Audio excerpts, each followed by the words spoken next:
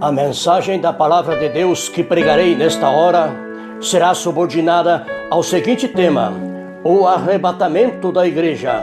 A igreja que destacarei nesta mensagem não é uma construção construída pelo homem que limita-se a quatro paredes, mas é uma igreja dinâmica e triunfante, aglomerada de povos, tribos, nações e línguas, administrada pelo seu fundador, que disse em Mateus capítulo 16, versículo 18: edificarei a minha igreja e as portas do inferno não prevalecerão contra ela. Para isto, ele disse em Lucas capítulo 10, versículo 19: eis que vos dou poder para pisar serpentes, escorpiões e toda a força do inimigo, e nada vos fará dano algum. Paulo escreveu para a igreja na segunda carta aos Coríntios, no capítulo 10, versículo 4, que as armas de nossa milícia não são carnais, mas poderosas em Deus para a destruição de fortaleza. A igreja tem demonstrado isto em toda a sua trajetória, caminhando vitoriosamente, deixando para trás as décadas, ultrapassados os séculos, irrompido os milênios, testificando para o mundo em Filipenses capítulo 4, versículo 13, dizendo: posso todas as coisas naquele que me fortalece.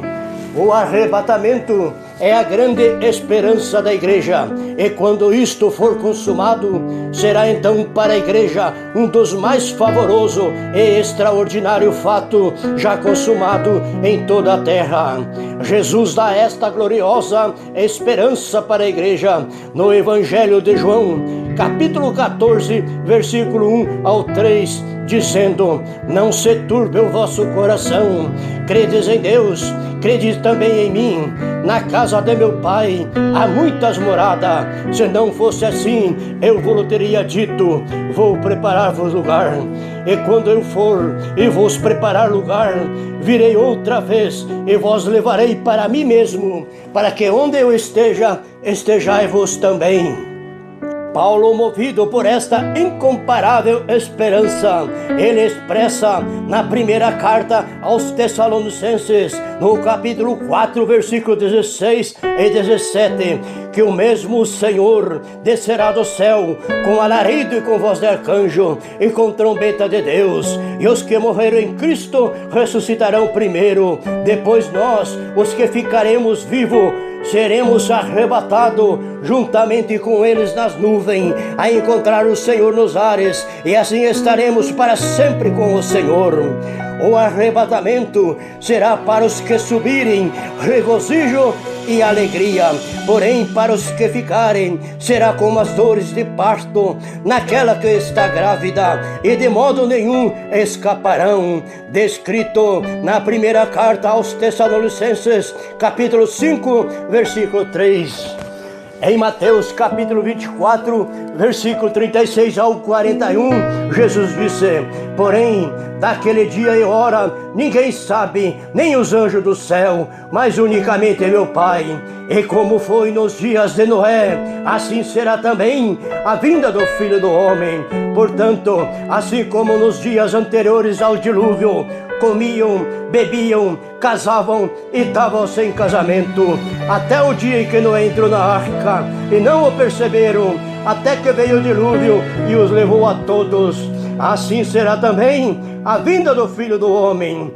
Estando dois no campo, um será levado e outro será deixado. Estando duas moendo no moinho, uma será levada e a outra será deixada. Em Lucas capítulo 17, versículo 34, Jesus prossegue dizendo que dois estarão numa cama, um será levado e outro será deixado. Jesus disse em Lucas capítulo 21, versículo 34 e 35, olhar por vós, para que não aconteça que o vosso coração se carregue de glutonaria e de embriaguez e dos cuidados da vida, e venha sobre vós de improviso aquele dia, porque virá como um laço sobre todos os que habitam na face de toda a terra. Em Mateus capítulo 24, versículo 27, ele disse: porque assim como o relâmpago sai do oriente e se mostra até ao ocidente, assim será também a vinda do Filho do Homem.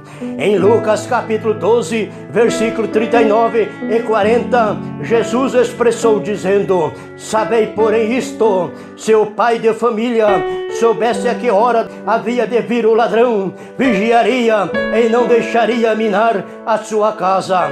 Portanto, estai-vos também apercebido, porque o Filho do Homem há de vir a hora em que não imagineis. Em Marcos capítulo 13, versículo 34 ao 36, ele disse: é como se um homem se ausentasse de sua terra e deixasse a sua casa e desse autoridade aos seus servos e a cada um a sua obra, e ordenasse ao porteiro que vigiasse. Vigiai, pois, porque não sabeis quando virá o Senhor da casa, se é à tarde, se é à meia-noite, ou se é o cantar do galo, ou se pela manhã, para que vindo ele de improviso, não vos ache dormindo. Em Apocalipse capítulo 3, versículo 11, Jesus prometeu dizendo: eis que venho sem demora, guarda o que tens, para que ninguém tome a tua coroa. Pedro, inspirado pelo Espírito Santo, escreveu em sua segunda epístola, no capítulo 3, versículo 9, que o Senhor não retarda a sua promessa, ainda que alguns a tenham por tardia, mas é longânimo para convosco, não querendo que alguns se percam, senão que todos venham a arrepender-se. Em Apocalipse capítulo 19, versículo 7, está escrito: regozijemo-nos e alegremo-nos e demos-lhe glória, porque vindas são as bodas do Cordeiro, e já sua esposa se aprontou. Agora eu pergunto: você já se aprontou? Está preparado para encontrar-se com o Senhor? Se ainda não está preparado, ouça o que diz em Apocalipse capítulo 3, versículo 3. Lembra-te, pois, do que tens recebido e ouvido, e guarda-o, e arrependa-te. E se não vigiares, virei sobre ti como um ladrão, e não saberás a que hora sobre ti virei. Termino esta mensagem dizendo: entrega teu caminho ao Senhor, confia nele e ele tudo fará. Amém.